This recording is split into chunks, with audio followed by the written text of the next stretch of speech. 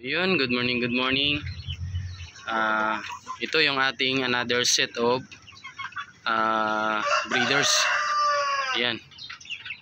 So, yan guys, oh. Yung ating Shamu Jutako. Ayan. Malapit nang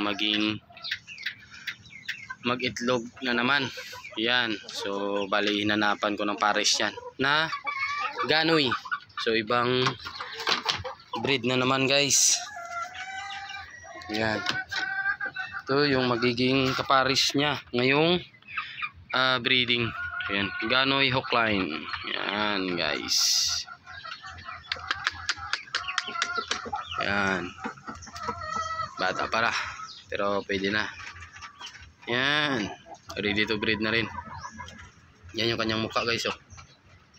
Ayan. Yung kanyang paa. So napurga ko na rin to. Nabigyan na ng injectable vitamins. So yan guys, ready to pair na yan sa susunod na mga araw. Yan yung kanyang mukha guys. Ang taray ng kanyang mukha. Yan.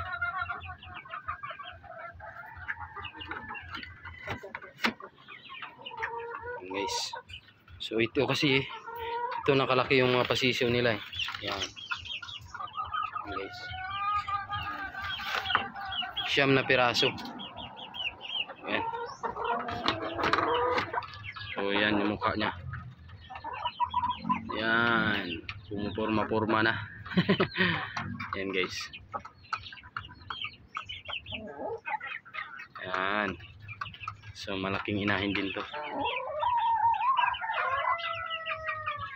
So sa mga unang pasisyo niya is dalawa na lang yung natira. So yan yung natira guys. 2 months old. Kaso hindi sanay sa ilaw. Yan, hindi natin malapit kasi natataranta sila. Yan. So yan sila. Yan. Busog na busog. Yan guys.